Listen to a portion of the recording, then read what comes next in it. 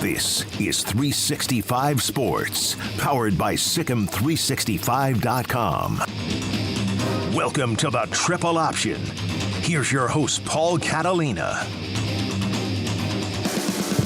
Welcome in, Paul Catalina, alongside my good friend Royden Ogletree. He's the guest co-host of the day, and we're going to continue to have rotating guest co-hosts. Royden agreed to be in the rotation. It's not just me? It's not just you.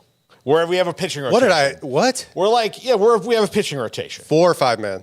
Right to this week's 4 guys. Oh. I'm trying to see if I can.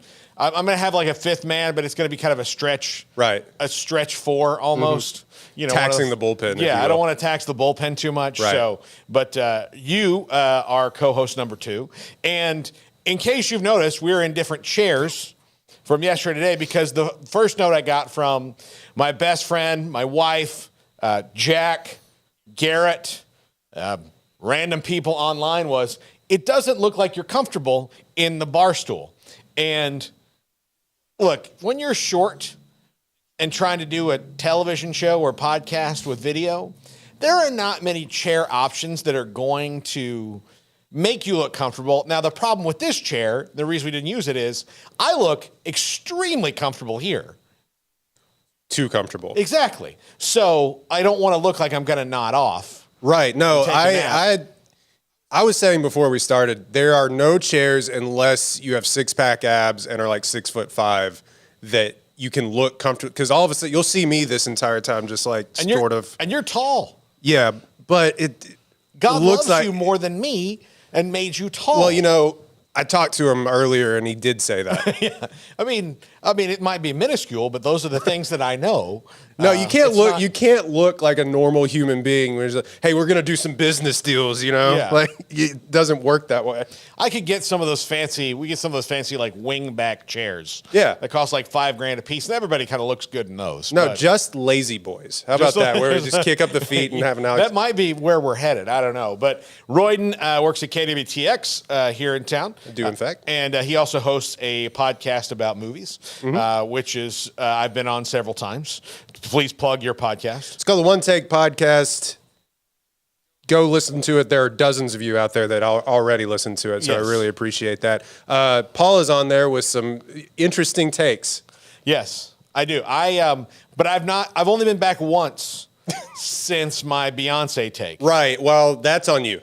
Yeah, well, I mean, that's fine. I know. I get it. You have 2 very big Beyonce fans, and I put you in an awkward position. As is most of the world. Yeah, I'm not a Beyonce fan. I just mentioned that she's not as good of an actress as she is a singer, and that she's ruined a couple movies that she's been in. Say one good thing about Beyonce. One good thing about Beyonce? Yeah. Oh, she's an unbelievable singer. Okay, perfect. Unbelievable singer. We can get that off of our But I'm back. just saying right now that she ruined the live-action Lion King. I think the live-action Lion King ruined the Lion King. But she was the worst part of it, and it wasn't even close. How do you feel about Taylor Swift? Oh, I'm a big I'm part of the squad. Oh, okay. I'm a big Tay-Tay fan. What about acting? Oh, come on, please. I mean, she's only been in like a couple things. She's not good. A big Valentine's Day person. Yeah. I mean, I don't think like Beyonce's better just because she's been in better projects, more things. But yeah. So anyway, to college football now. Oh yeah, yes, yeah. Exactly. That's Roy what and I this can is get about.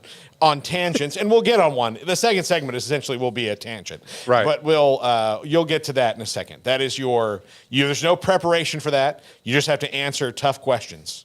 Tough questions. Awesome. Imagine that you are, running for Senate and have been accused of like an inappropriate affair inside your office. That's so how most hard-hitting these senators. Questions. Yes. Okay, this will be easy. That's segment 2. But first off, the ACC had to postpone their meeting last night because of the tragic shooting at North Carolina.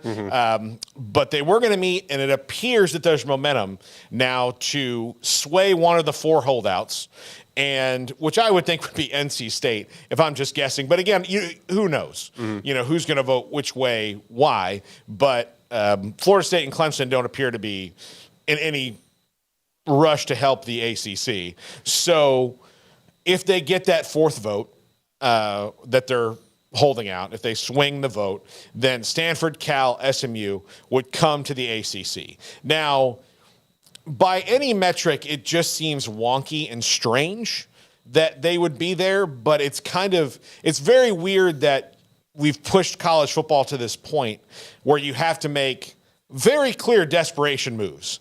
Like, in no way does this not, everybody is in this scenario is desperate for something.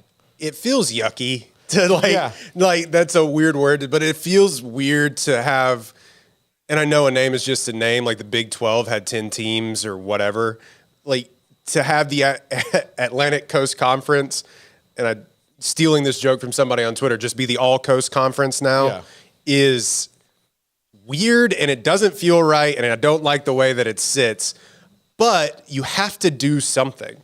To be like, you don't want to go the way of the dodo. You don't want to be the Pac-12 and all of a sudden be left like the kid with the finger in the dam. Like, you have to do something. And I think though of the remaining schools that haven't been poached and SMU begging to get in, that makes the most sense.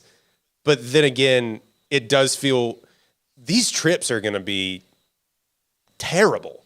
Well, and look, and the thing is that football, it doesn't matter. Like, for football, it doesn't. Once a week. Like, and granted, you might be a little more tired on the back end of a trip than you would be normally. Yeah. If you're flying from Syracuse to Berkeley, something like that.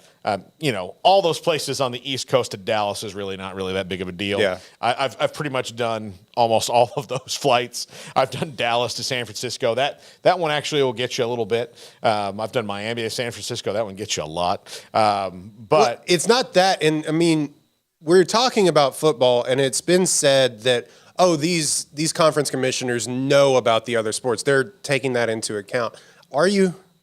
Or do you have to, again... Or does it matter, at this point? But, Roy, when you make moves out of desperation, there are things that happen. Yeah. SMU is desperate to get into a power conference because this might be their only chance to do that. So they are willing to forego 7 years. And millions of dollars. And if they have it in the kitty, then good for them. But it's not money they're going to get back necessarily. It's money they're spending, investing in the long term that may never actually pay off in terms of profit again. This is just about being back in the big time. Yeah. Like they were before the death penalty. Well, somewhere down the road, they have done the math that being in one of these major conferences will pay more dividends than not. So, than foregoing those millions of dollars in conference revenue. Yeah. And then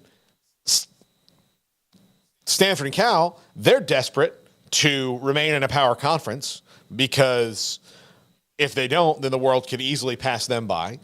Stanford in particular has very much put a premium on being good at every single sport you can have. And for that athletic department to all of a sudden have to go, okay, well... Now we're going to go play in the Mountain West. Although a lot of this is totally their fault. I mean, they're in this position because one of the smartest institutions in the world with tons of smart people didn't believe what was going on right in front of it. Same with Cal. They're in this situation because of their own making. The ACC is desperate to stay relevant in a power conference. Florida State is desperate to get out of it and make more money, as is Clemson. They're just as is probably Miami. Quiet about it. Yeah, exactly. But we know Florida State and Clemson. Yeah. So, like, we can assume UNC, Miami maybe have those same kind of feelings. Miami has been less relevant than all the other three for a much longer time, but their history is grandiose because of what they did in the 80s, 90s, and in 2001, which was essentially they're the walking wood chipper of football teams.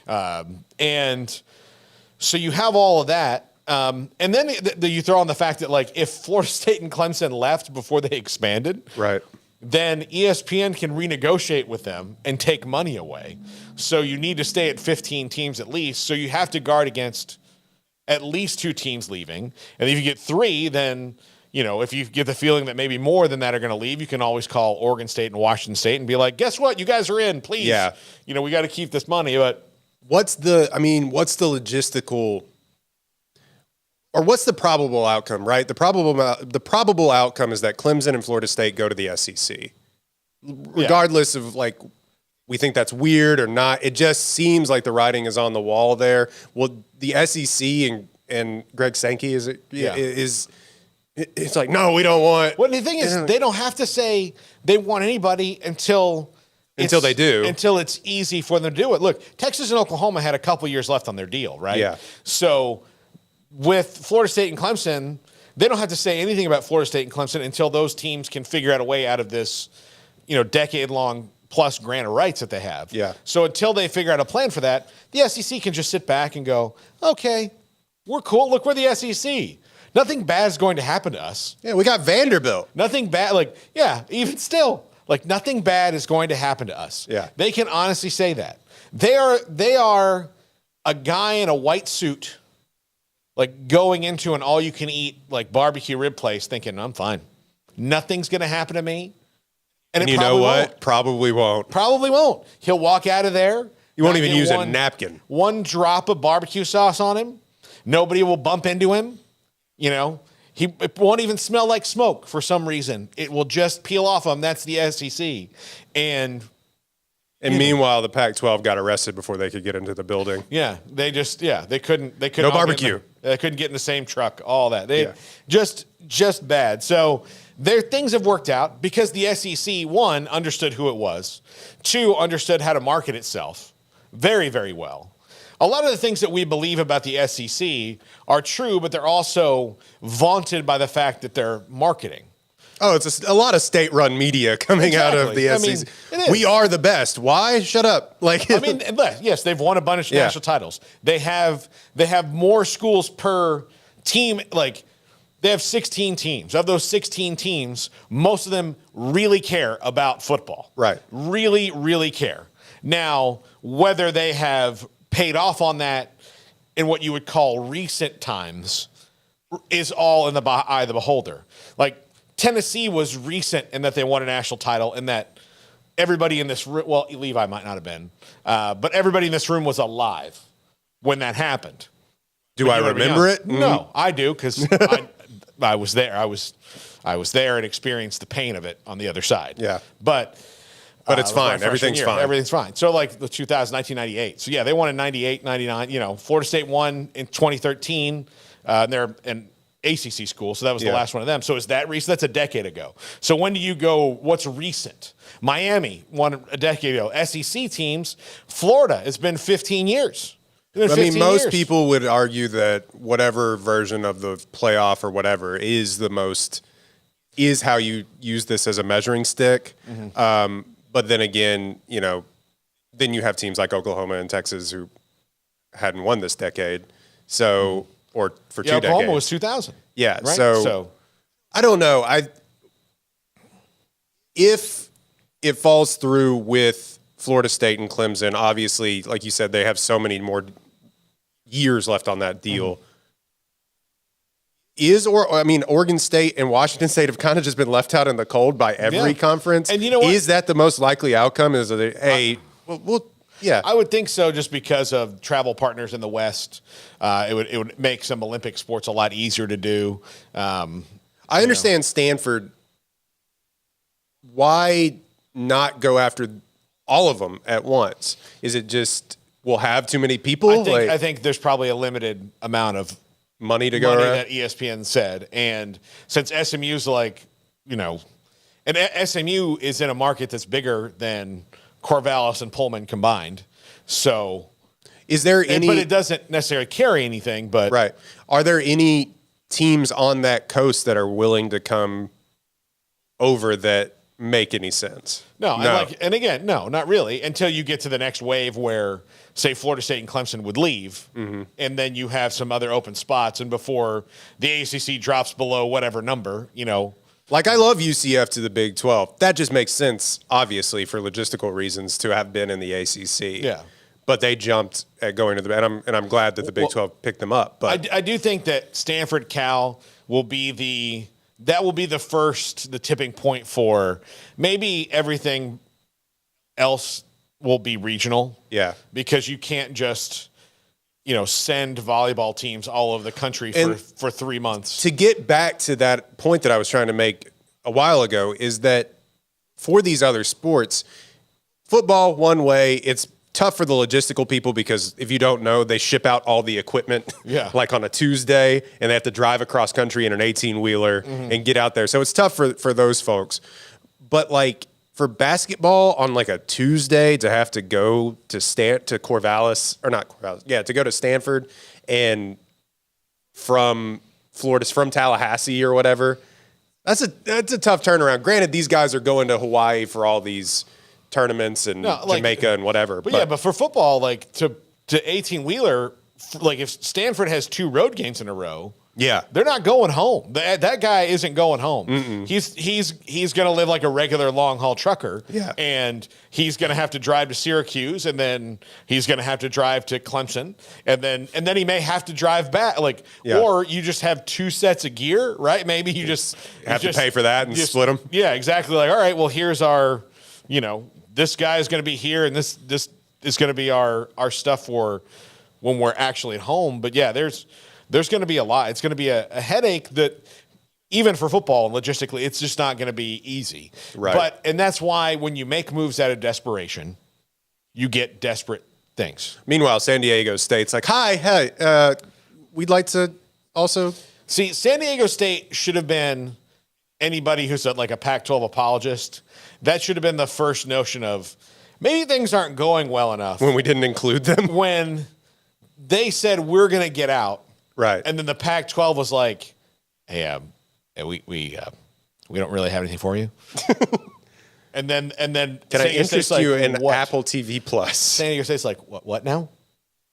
And like look, we're going to. It's going to be great. But like today, as it sits, we don't have anything for you, and we have no idea what we're going to do. It's a Kevin Hart joke. If I got to move my money around from my checking to my savings, and then maybe we'll get it together. No, that was exactly where they were. So, and that's a program that can't do what SMU can do and just decide like we don't need any money, right?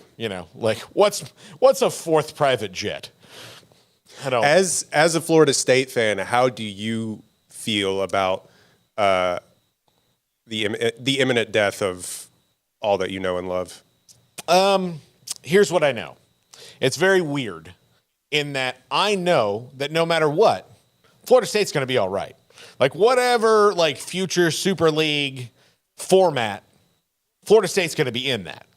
They have enough skins on the wall. They're a huge brand. Not maybe as big as they think they are right at this exact moment. Right.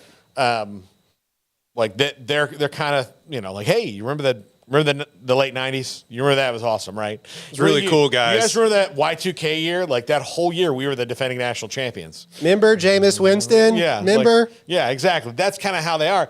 And look, they're probably going to be very, very good again this year. Whether that translates to college football playoff success good, being one of the top 4 teams in the country, that remains to be seen.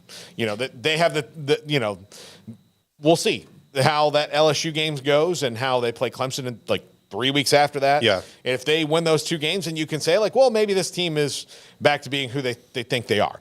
And as a fan, look, do I enjoy like when they brought the new teams in, like, oh, great, Syracuse and Boston College and Pitt. Yeah. Like, no disrespect to them, but Pitt was the one I was like, oh, that's kind of cool, but There's no history there. Never really cared for playing Duke and Wake Forest in football. And Wake Forest has completely flipped the script on FSU lately. So to make all of the fans pay for that. But again, look, whatever's best for the school, I'll support long term. But I also know, and Texas and Oklahoma fans are about to find this out, particularly Oklahoma fans. Oklahoma fans got used to winning the conference every single year.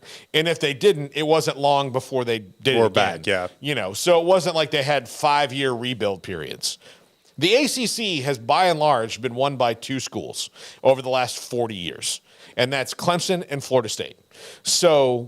And Florida State didn't even join until 1991 or so, whenever that was. So since that time, Florida State and Clemson have won pretty much every title, save for a few. So if fans of those 2 schools think that they're just going to go to the SEC and be one of the top 2 teams every single year, same with Texas and Oklahoma, well, look, you're not. Well, you follow them on Twitter, you know that. Yeah. They think they are. But you're not. And that's not even me disliking you. That's just math. Yeah. Just not. And what Nick Saban is doing right now is not normal. It's an outlier. If you look all through college football, the greatest dynasties, none of them have been as long as Alabama's, and they might be at the end because his best pupil has now become the teacher in Kirby Smart. So nothing lasts forever. I will believe Nick Saban is dead when I attend the funeral. Exactly. That's just not true. Like, it is so many people, the reports of my death have been greatly exaggerated. That's how I feel about Nick Saban. And look, I feel the same way, but I do think that Georgia is the team, and Kirby Smart was the guy who could turn it away from him as much as anybody else because... Well, yeah, and they've done it, and they are the powerhouse now. They're the same, but he's younger and knows everything that Nick does. Yeah. So, those are the things. Plus, they're outspending them right now, probably because he's afraid of Nick. All those things. So, yeah, but, I mean, it comes around. All right, so, okay, Florida State, you get in the SEC, and you get this money. Can you spend? Can you raise as much money as Nick Saban can in an hour? In an hour, Nick Saban and Kirby Smart can raise a ton of money. They're like the Koch brothers. I mean, they could just, if anybody gets that reference, but they could. How many Tallahassee car dealerships are there that can... Again, there's... Per capita. I've apparently found out recently that we have more people that just weren't spending money because they were mad at the direction of the university. But... Again, can you spend to that level? Right now, what Florida's problem is? You know why they're so far behind Georgia? In spite of their, deep coffers, just didn't have the willingness to spend that much. Well, I think it was something that Georgia had spent. I don't know the math on this correctly, and if you're a Georgia fan watching this, don't get mad. It was like $100 million or something, some enormous amount of money to win the national championship the year that they didn't win it, the year that they beat up on Baylor in the Sugar Bowl or whatever. And then they're like, you know what? Let's just do it again, run it back. And they have, and now they've won 2 in a row and are probably going to win 3 in a row. So Kirby Smart spends $3 million more on recruiting budget than anybody else. Than anybody else in college football. $3 million more a year. And so that's where they are right now. So are you willing to do that? If you're willing to get in that conference, that's what you have to be willing to do. Well, it also becomes the thing, and I say this as a Baylor fan, where it's you have to be willing, I think, if you're not going to spend that money, and we're just going to do it through sheer will and determination and get our players that we love and going to coach them up, rah, rah, rah, that you're going to have to be willing to 5 games, 6 games, 10 games, and then maybe we have the chance of winning one every 5 years or something like that. Yeah, absolutely. And if you're willing to live with that, more power to you. But not everybody can do that. Not everybody can do that. You get in a conference with a school that's as big as Ohio State. Do you have the mental fortitude of Baylor fans? Yeah. Yeah, do you? Baylor could join the SEC tomorrow and have that money, and that's great. But the thing is, it doesn't change the fact that Georgia's a much bigger school with many more people they can go to get that money. Yeah. Baylor could join the same. Baylor could join the Big Ten. Well, you're never going to be as big as Ohio State. No. I mean, it's just not logistically possible. And you kind of got to look at this with Clemson as well, too. They're not a big school. I mean, you kind of look at their numbers and all. You'd think that because of the pageantry and how many people they have attending football games and what they put on and how they've accomplished it, they're not that big. They're not that big of an institution. Yeah, they're a very medium-sized college. Somehow Dabo Swinney, I mean, and obviously it was a little bit paved before him, but he's turned them into a powerhouse. Like, somehow he's been able to convince kids that you need to be at this small school in South Carolina. Yeah. You know, so I what it means for them, I'm not sure. I think Florida State, like you said, will be Well, I think Clemson okay. are the same. It depends on how much you want to spend. That's just where you are. But also, desperate moves often don't turn out great results. No. I mean, look at anybody who finds their prom date on the day before. Your tux isn't going to look good. Her dress isn't going to look good. You guys are going to have weird pictures together. You know. I wouldn't know any. No, I don't know anything about that. When we come back, Royden gets grilled, and we get to know our co-host. This is the Triple Option on 365 Sports. If your business is like most, you need things done quickly. But if you're still tying your critical applications together on multiple shared public networks, you've probably been feeling the slowdown. And that's no good for business. A private UPN fiber network can get you and your business moving at the speed of light. Whatever you need, we can build it. Internet, Metro Ethernet, Waves, dark fiber. We deliver custom private networks and are focused on business customers only. Our next generation 100% fiber optic infrastructure offers you low latency and ultra scalable bandwidth with speeds up to 100 gigabit to run your critical applications. Your connection won't be limiting your performance anymore. It's diverse and scalable, so it can grow and change as your business grows and changes. And with a secure carrier-grade private network, you'll have all the reliability you need. Contact UPN today to learn more. Fast just got faster. Welcome back to the Triple Option here on 365 Sports. If you see, I have my reading glasses I was going to say, you have glass. Something changed. Yes, that means that I need to read something to you and ask these questions, which I have notes on. When did those come in? The reading glasses? Yeah. In the last year. I can tell you. Was that like a tough decision? I mean, it wasn't it was a tough moment. I went to the eye doctor, and before the eye doctor even got in, the nurse was like, she was like, yeah, I'm just judging by this. You know, most people, you'll probably need some cheaters, just +1 cheaters, nothing bad. And I was like, you need cheaters. You need them. I'm fine. I'm not old. You're old. I'm fine. And then like the eye doctor came in and he told it to me, and I was like, okay. As somebody who has had to wear glasses and contacts since like ninth grade because I couldn't see the back wall, like I was sitting in the back of the class, they're like, this math equation, I'm like, I'm going to fail. I've had glasses since the 5th grade. Oh. So like I wear contacts, you know, so the reading on glasses top of the is a new thing. Now, this is riveting think this is conversation. a con for him to get me to get LASIK. So, which now is, you know, more and more. So keep watching the show so I can make more money and afford LASIKs. Right. Certainly appreciate that if you would. Y'all getting paid for this? Yeah. Look, you'll get there. Okay. Hard-hitting questions. I tailored some of these towards you. Some of these I'll ask everybody. Okay. Since you are a movie buff and this is a college football podcast, what is the greatest football movie of all time? Friday Night Lights. You think Friday Night Lights? Okay. I mean, listen, there's no wrong answers here unless it was Air Bud where he plays football. Well, but you know, don't diss the Bud, but like, I mean, I have a soft spot in my heart for Remember the Titans, which is just a completely inaccurate movie, but is awesome, and Denzel is awesome. I think if you look at like the accuracy and like the way that they play football, actually in the way that they kind of coordinate how the football scenes work in Friday Night Lights, it's great.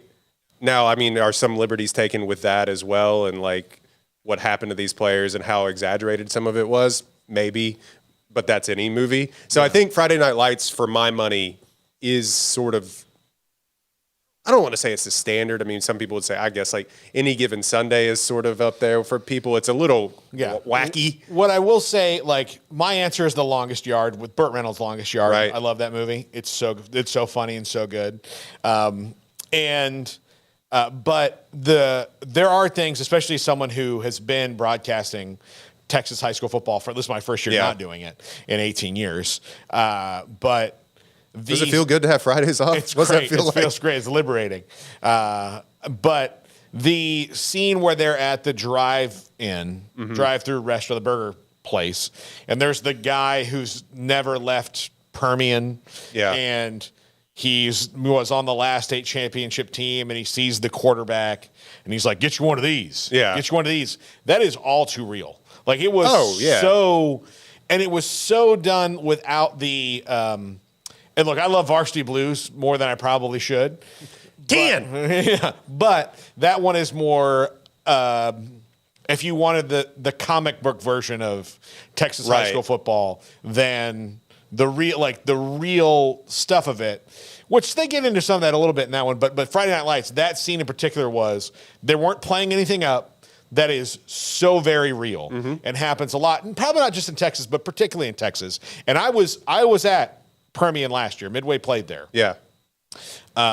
And they super care in a way that most people in most cities would not understand. Well, I mean, you've been to Permian and you have your Permian rant, which I absolutely love, or your West Texas rant, rather. Yeah. Which that was a long journey. Yeah. Not for nothing, there's not a lot going on Friday nights out in the basin. Yeah. And so, oil money, drinking, football. Yeah. And not in that order. But like I think that in all of Texas it is exaggerated, but you get into the parts of Texas where the town shuts down on Friday night. Yeah. And they really do that in that movie and in the series, which I think is better, actually, except for the weird second season. Yeah. But they do such a good job of kind of telling you like it is, like you said. And I think for my money, and the Billy Bob of it all and his perfect speech is going to live in time in memoriam. So, like, I just think that goes a long way. But you don't, like, I know how long a mile is because of Remember the Titans. Yeah. Like, and fumbling the football. Yeah. So there's that. But, I mean, what's the worst football movie? Probably any Air Bud. Air Bud? Oh, Air Bud. well. I mean, like, I think that's it's a great basketball movie, though. Yeah. 23 Blast, Paul. 23 Blast. 23 Blast. It's got the girl from Spy Kids, and it's about a blind running back. What? Oh. And very overtly Christian. This is a real movie? Yes, 23 Blast. Look it up. Worst football movie ever. Okay, 23 Blast. What? Wow. This is like a Walmart bargain bin thing? Yes. 23 Blast, 2014. Oh. Not bad scores on IMDb. Yeah, like a 6.4, which is like a middling movie, and like a 40. 6.4? Yeah, exactly. I remember it being terrible. Oh, Well, 23 Blast. Okay. people said you were wrong, man. Okay. If you could shrink down one giant animal that has a house pet, what would it be? Ooh, shrink down. Like, what was the DirecTV commercial? The tiny giraffes. You would have a tiny giraffe. I mean, maybe. Okay. I mean, like, I feel like something like an elephant I don't know, something huge, but See, like elephants got tusks. I'd worry about Right. the little tusks messing up my house. like a big cat. We already have those. Yeah, we have house cats. We have those. And I feel like a tiger would still hurt you. Yeah. No matter what. I would want a bear, like a panda bear. A panda bear, but then you have to keep it from. We have to protect panda bears from themselves. Did you know that? Yeah. Otherwise, they will just go extinct on their own. Oh yeah, like forest fires. They don't even like move. Yeah, or the video clips of panda bears falling out of trees. YouTube that right now. Which is why maybe we need to make them smaller, and have them as pets. I mean, they have the science. red pandas. Yeah, that's more like a fox though. isn't Yeah. it? Yeah. I don't know if I had to shrink. I'm going to go with tiny giraffes because I just Tiny think giraffes? that's funny. Yeah. Okay. All right. Hippos would still be wild. Rhinos, you don't want to deal with that. Like little shark, keep it in a tank. We have those. You have those. You know, You have little goldfish. sharks. Yeah. So, all right. Did you have fish as a kid? Yeah. Really? Yeah. I don't I think lived we in ever Florida. did. It was like everybody like I had a gator in the Yeah, backyard. I mean, you have, eventually you do. Not much. In an aquarium for a very short time. And then my dad tired of like always being the one. To and then feed as it? the fish moved on to fish heaven. He was like, well, we just won't. He went to the fish farm upstate. Yeah. Okay. Which college football player do you wish had infinite eligibility? Robert Griffin III. I mean, that's just like, for me, for my money, he was the most electric player that I, up until then I had seen on the football field, obviously, and for the Baylor reasons. And maybe he wouldn't have gone to Washington and ruined his career, and he just would have kept throwing bombs to like Kendall Wright. That would have been cool. Yeah. This is a question for the chat room if you're watching this. Who is infinite eligibility? Which player would you want? And look, mine wouldn't even be like Charlie Ward or Peter Work or something like that. Mine would just be Johnny Football, just because I had more fun watching individual college football games with him than... He also had like a short career. He was done after 2 years, and he was incredible to watch. You kind of go back, and I hated him at the time, just like everybody else that was not an A&M fan. Yeah, not an A&M fan, but like you go back and you just watch him. He wasn't studying plays, and according to that documentary, well, not in Cleveland, he wasn't. Yeah, not in the NFL, but like he just would just make things happen on the football field. Yeah. Granted, Mike Evans was also there, and I think he owes a lot of his career to that. But I don't know. Yeah, that is a very good one. I mean, running backs, like, can we bring Barry Sanders back to Oklahoma State? Yeah, that'd be fun to do. Yeah, but yeah, he like one of the Bo Jackson, right? Yeah, Christian McCaffrey, that sort of thing. I watched the game on YouTube not too long ago about McCaffrey. It was the Rose Bowl where he caught like 3 touchdowns and ran for 2 touchdowns. And we go back and you look at it and you're like, oh, we don't take running backs with the first. So there was no way that guy wasn't going to be a first round draft pick or a top 10, whatever he went, like 10. Yeah. You go back and you look at it and you're like, this is unbelievable. All right. UFOs, ghosts, or Bigfoot? Which do you hope is real? UFOs, ghosts, or Bigfoot? I mean, I know UFOs are real. We don't have to get into that. No, but I think, look, UFOs, to me, I am obsessed with like the ability to reach other extraterrestrial planets and like space travel that we just kind of, I know it's now privatized and everything, but we just kind of stopped doing that for years and years. And I was like, why? Why are we keep going further? And now they've invested more money into it. And some of the James Webb Space Telescope stuff is mind-bending to me in some of the images that they're pulling from that. So I think being able to make contact with something something tangible outside of our universe is like, or not outside of our galaxy would be incredible. Now they had those hearings where they were like, there's UFOs. And everybody was like, okay, rent's still high, so I don't. Well, they also had them that like, well, can you prove it? And he's like, I don't want to say that. You looked at that guy, and you're like, yeah, he's lying. Well, right? Like, okay, you came here to say there's UFOs. So could I go and say there's Bigfoot? And then like show me a picture of Bigfoot. Like, I don't want to show you a picture of Bigfoot. Oh, who would know there's Bigfoot? Oh, you would know. Who would know there's Bigfoot? I just don't want to say his name in a microphone. My thing about Bigfoot, what does it matter? No, yeah, exactly. But that, like, I found a giant, a giant thing roaming the woods. Okay, the guy who went to Congress, he can go fly a kite.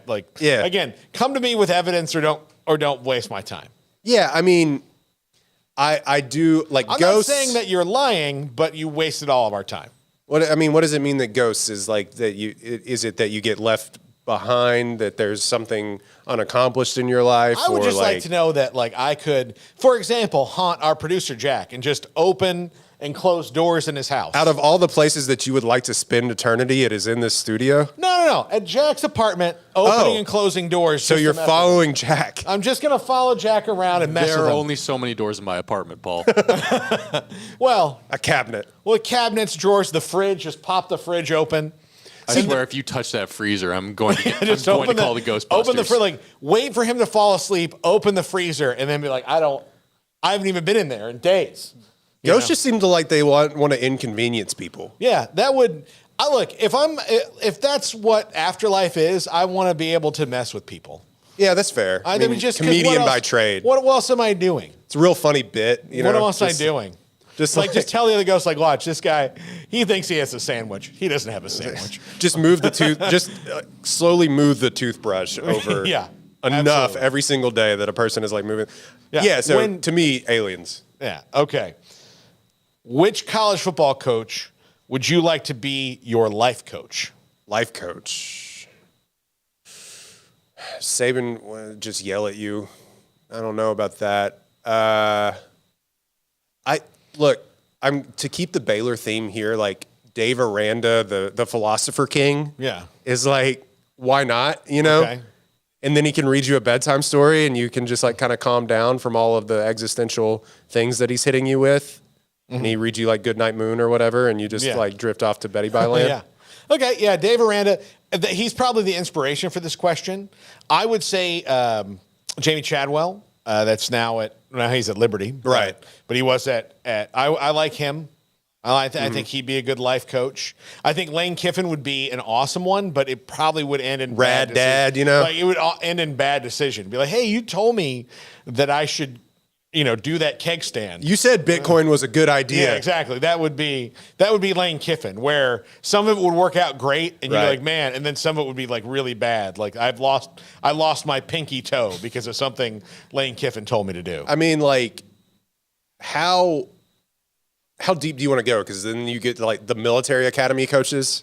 Yeah, I don't know. I mean, you have a good one with Dave Aranda. You have a good one. There's probably more that you wouldn't want, right, as a life coach than you would.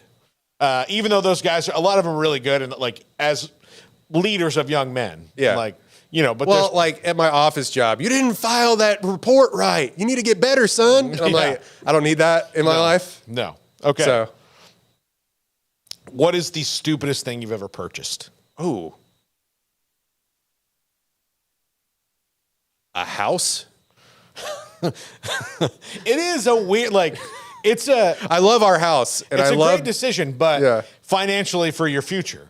But it is one of those things where I now have to do things that I never learned how to do. Yeah. Or I'm not a plumber. Here's the other thing. Now you have to call a guy. When you rent, here's what they don't tell you about renting a house. It doesn't really help your credit all that much. It doesn't, all these bad things. And it costs more over the long haul than buying something if you have the money. Yeah. But what you do pay for is that when something breaks, someone else is responsible for it. Yep. As opposed to when something breaks at your house, you're that guy. And it is not fun. My wife, God bless her, she told me that I bought this new TV and I was like, all these new movies are coming out. Like, I just need a bigger TV because it just didn't fill the space on our wall regardless. She's like, well, you got to hide the wires behind the wall. You have to hide the wire. Like, and I said, I got it. Guess who didn't have it? This guy. It took hours of me on the phone with my dad on FaceTime being like, Dad, how do I get these wires through this? And it just took forever. And I'll never do anything like that ever again. Yeah, it's okay. When we come back, the final segment, Sam Kahn, The Athletic today, wrote an article about Jimbo Fisher, CEO head coach. Do we think he can be a CEO head coach? That's coming up next. This is the Triple Option on 365 Sports. If your business is like most, you need things done quickly.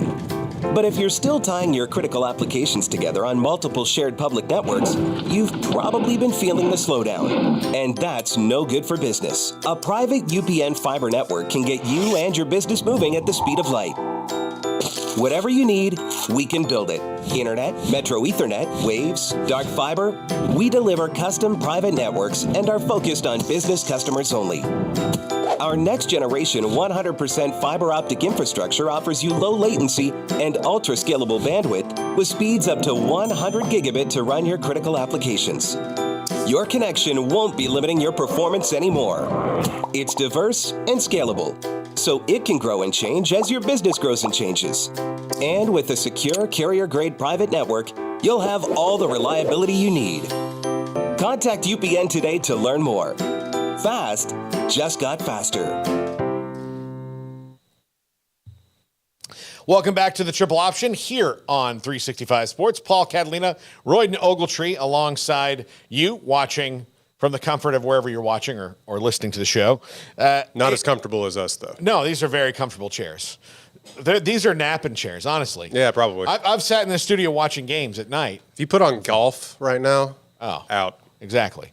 That BYU game last year, I think was Jacob was in here. You were in here with Levi was in here with me. Towards the end of that game, BYU and Baylor, I was like, okay, come on, guys. Where they just were killing each other for 5 yards. Yeah, and I had to do the post game show, and I was just like, it's 1 o'clock in the morning. Who's going to be watching this? Oh my God. But anyway, to our topic at hand. Yeah. Jimbo Fisher, CEO, head coach. This is a guy who won a national title by not being the CEO, head coach, calling plays, coaching quarterbacks. Bobby Petrino's in to do that. Jimbo's been going to defensive meetings. He's been spending more time in recruiting. All these things. A&M recruits very, very well. Jimbo's always recruited very, very well. But he has not been able to, since he's come to College Station, translate that into anything better than 1-2 loss season, and mostly 8-4 seasons, and then coming off a 5-7, where he has to totally change what he does. Can Jimbo Fisher handle that? So CEO, head coach, meaning totally not for me, but for everyone watching. CEO, head coach, meaning controlling everything. Yes. Look, Dabo Swinney's a CEO, head coach. Right. Nick Saban's a CEO, head coach. Yeah. Kirby Smart, they're not calling plays. Now, look, there are coaches that can call plays and win. Mm-hmm. But for the most part, and look, I do think Kirby Smart mostly calls a lot of the defensive calls for Georgia. Yeah. But Nick Saban's not calling individual plays. He's got coordinators. I think there comes a point in every coach's career where they maybe have to do that, where they step aside. Bobby Bowden was the greatest CEO head coach, the greatest. He had a headset that he held like this, mostly because of his big hat, but he also would just do this on the ear. He didn't have to be on it all the time. He let everybody else run things. Jimbo Fisher has maybe been holding on a little bit too tight to a lot of things, and people have figured him out. He has the same play calls now that he did in 2011. Right, and people figured that out pretty quickly. It's like, these schemes are the same with Jameis Winston. The problem is that you just don't have Jameis Winston. Yeah. He's gone this long without being a CEO head coach, correct? Like, if you would have to... he's never been one. Evaluate it. He's been the offensive coordinator, the offensive guru, and, they were scoring tons and tons of points. And it's gotten stale. That's why you bring in... Bobby Petrino. Petrino. I wanted to say Bowden, but I was like, he is long since retired. He isn't. But you bring in Bobby Petrino, who is a choice. Yeah. So we'll see how that goes. It's off to a rocky start. I'll say that much. Like, what is the benefit then of him trying to control everything, other than holding on to the rope after a bad season? Yeah. I don't know. Can he do it? Maybe, but it's not off to a great start. Yeah. No, I do think that there are, certainly he can try, and we'll see, but he has a little bit more rope than most people do. Well, they gave him a lifetime contract or whatever it was. He's got this huge, gigantic buyout that doesn't drop to below $80 million until after next year. Jeez. And so you have a huge buyout. The best gig in all of American sports is the college football coach that's been fired. Yeah. It's the best gig. If you can, and it stings to get fired because it means you're not winning, or it means that they don't like you anymore. Well, most of these people are megalomaniacs, so they have to be winning at something, but yes. So, if you can get to the point, although some of the happiest people I've met are former coaches that have, they've had their success. They've come to grips with the fact that, man, this world has changed. I'm glad I'm not in it. Mm-hmm. And they're just kicking back and enjoying life, But, the Urban Meyers of the world will probably never be able to hit to that point. That's why I never understood about the Urban Meyer thing. Is we want him to come back. It's didn't he have health problems and all of this stuff, and you're still But that's what I worry. Fighting for it. That's what I worry. That's what I worry is where or think that where Jimbo Fisher might have been headed. Yeah. And that you hold on too tight, then it's not fun for anyone anymore. And because it worked before and you're convinced. He had a line last year where he's like, no, the plays are good. And you're like, okay, are or were good, I'll believe. But he almost lost a national championship game because his quarterback's coach from the year before was on the other sideline, Damian Craig, and was calling out the defensive, was calling out the offense to the defense. Yeah. And didn't even occur to him like, oh, man, in the month leading up to it, and Damian Craig works for him now at A&M. They're very close. But didn't even occur to him like, oh, hey, Damian's not here. Right. Where is he? Oh, the team we're playing. Maybe, just maybe. Might be good to figure that out. I could change the signals that we're doing because that's been Jimbo. He just does things that certain way. And A&M is the program that is the fan, like if there's a ratio of fan care to success team put out, like A&M's is the wonkiest of everybody in the country, and there's not even a second place that would be reasonable to talk about. Oklahoma State? Not even close. You don't think so? Not even close. No, I think you're accurate. I was just making a dig, but I think I don't know, the fan buy-in and the booster buy-in, to be completely honest, is so skewed in the inflated sense of worth in the SEC and everything else. Something has to break one way or the other. Like, you got to win something eventually. Or maybe you don't. Maybe it's just like... It's just like, again, just being practical of how much money they spend on their program, how much money they're willing to spend beyond what they're already spending on their program, how much they've cared about what's gone into it, how much they show up for games even when things aren't going the way they want them to. Which is commendable to a point. Yeah, but then some of that also veers into that, like, you might have unrealistic expectations, or you can't see the forest of the trees, and you're not making. Because what I think about the Jimbo Fisher hire was maybe you just hired the biggest name who was mad at the place that he was. Not the best fit. Now, he seems to be almost like, and the thing is, almost a fit is still not a fit. Yeah. Almost a fit. Look, Jimbo Fisher's an SEC head coach. Like, there's no doubt about that, even though FSU was in the ACC. He was coaching that team like Nick. He's a Saban disciple. He was doing everything like Saban. He was doing that. For the most part, that's what he does at A&M. He just doesn't. The difference between Jimbo and Saban is that Saban will adjust. Well, you've seen it with his offensive coordinators throughout the years. He's just like, oh, people are throwing the ball. Let me get Lane Kiffin. He'll be snarky about it a little bit.